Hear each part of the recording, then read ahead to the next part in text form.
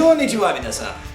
Watashi no nama wa Jiminai desu, and welcome to a special episode of my low budget gaming show specifically about free-to-play games, because as you know, we deal here in games that cost 10 bucks and under, and let's face it, you can't get much more under 10 bucks than free. Now, I don't know exactly how many of these episodes I'm going to be doing, because really, this is still just kind of an experiment I thought I'd try with the show. I've got 3 games lined up for now, and after that, I may do it kind of sporadically. I may not do it anymore after that. I don't know. We'll see how this goes. But for now, let's get to this game. Chono game. Start.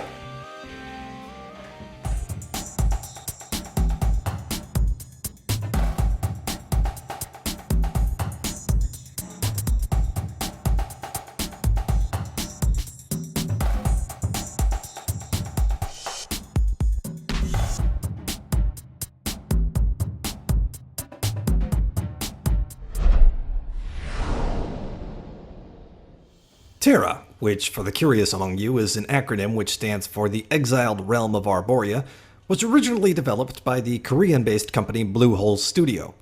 According to their website, other games they've worked on include Devilian and, that game, which, if Google Translate is anything to go by, reads as Onslaught of the Legend. Don't ask me what the for cacao bit means.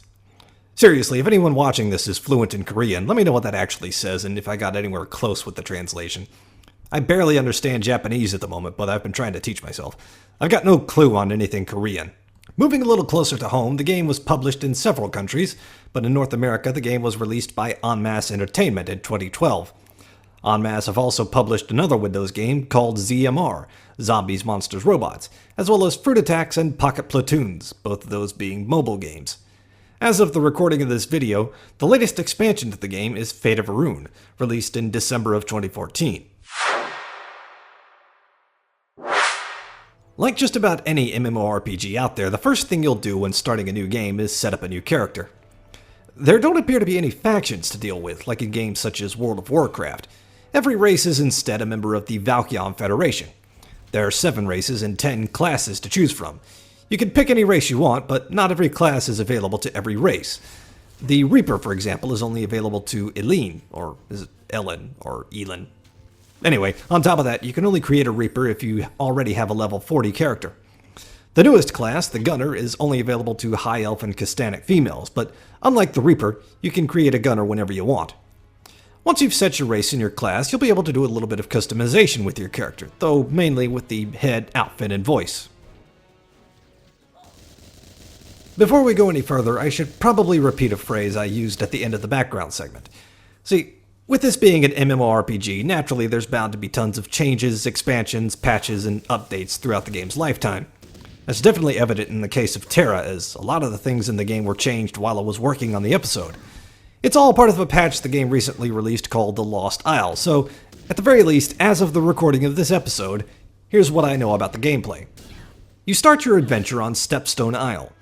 Among the island's inhabitants are a number of children who are learning to control the sight, a natural ability they have to see the future. But children will, of course, be children, and the game starts you off with a number of simple fetch quests involving trying to find and repair a teddy bear belonging to one of the kids. These are both to introduce you to some of the characters on the island and get you acquainted with the controls. However, the island is soon invaded by creatures called Argons, at which point the real action begins, and you quickly learn about attacks and abilities. Naturally, each class will have a different set of attacks unique to them, but no matter which class you pick, you'll always start out with 2 basic abilities, both mapped to the mouse buttons. Left-clicking performs your basic attack, while the right mouse button is generally linked to some kind of evasive maneuver. As you continue fighting the Argons, you'll eventually come across a beast called the Argon Predator, who, try as you might, you won't be able to defeat. In fact, he pretty much hands your butt to you. But that's okay, it's all part of the story, and the beast is called off anyway by someone who seems to be working with the Argons for unknown reasons, and who thinks you don't matter, as you, unlike his true targets, don't have the sight. You later learn that the children of the island are missing, and must journey to the heart of a massive tree on the island known as the Sorrow Tree, where once again you'll face the Argon Predator, but by this time you should be able to take him out with no problem. That's really about all I can say about the story of Stepstone Isle without venturing into spoiler territory. What I will say, however, is that the game does a good job of letting you know what keys do what at the appropriate time, and progression through the island is fairly quick, as once you start actually fighting enemies and gaining experience, you'll be at the end of the island and at level 10 before you know it. Graphically, the game is quite beautifully designed, even on the lowest setting, and the music provides a perfect complement to the game's fantasy setting. However, I will say regarding the graphics that the text in a lot of the tooltips is very small and hard to read. Now, I was perfectly willing to write that off as being my fault, as when I started putting this episode together a month ago, all I had available to me was my laptop, which only went up to the very odd resolution of 1366 by 768.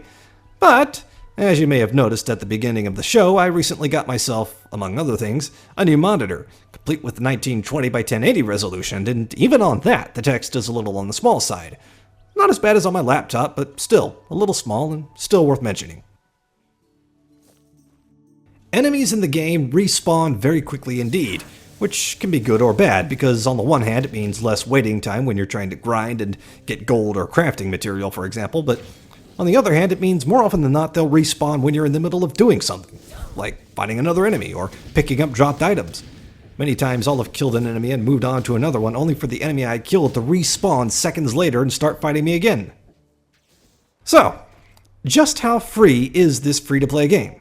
Now, obviously, no free-to-play game out there is going to be completely and totally free. That's just impossible. The developers have got to make their money off of it somehow. Instead, is the gameplay restricted, making in-game purchases and subscriptions required to get the full experience? No, it's really not. In my time with the game, I only came across one instance where the game said, "No, sorry, can't do that." And that was when I tried to create a third character. I was only allowed a maximum of 2 at the outset. There is a subscription available for the standard MMO price of $15 a month. It grants you Elite status, which gives you daily boosts, discounts for merchants, and a collection of various items, but the only thing I could see as possibly worth the upgrade is an exclusive mount. You also gain unlimited access to the Village Atlas, a guidebook which allows you to teleport to towns. Now, if you don't want to make the monthly commitment to Elite status, you can instead spend en masse points to gain either a 30 or 90-day Elite status voucher. But of course, you'll need to spend actual money in order to get en masse points. Now, the exchange rate works out to about 100 points per dollar, meaning a 30-day voucher essentially costs $20, while 90 days runs you about $50. Something else you may find yourself going to the game's online store for is a strongbox key. Every so often, enemies will drop locked strongboxes full of items, which can only be unlocked by a key, which can only be gotten from the store. Keys are available in stacks or individually, ranging from 95 EMP for a single key, all the way up to 2,695 points for a stack of 50.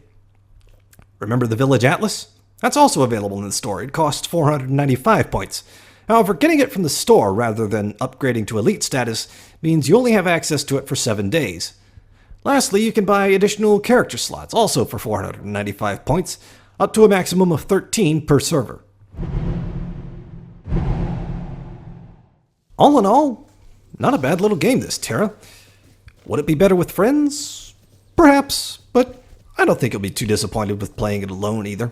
And besides, there's always the MMO standbys of groups and guilds. I enjoyed myself, and I've got a level 18 gunner that I may just keep active for now.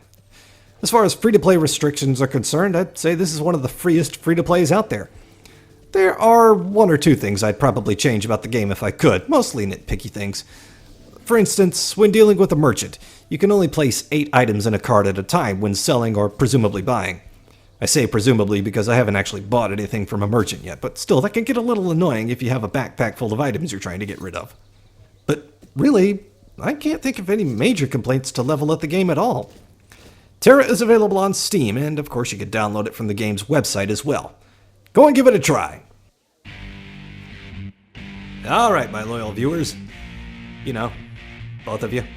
You know the drill by now. Like and share the episode if you, well, like it and want to share it. And if you're not a loyal viewer yet, well, don't worry, I forgive you. And besides, you can become a loyal viewer by clicking that huge subscribe button at the top of the screen on which I toiled for many long hours. 次回まで私の名はジミナイです。ありがとうございました。さようなら。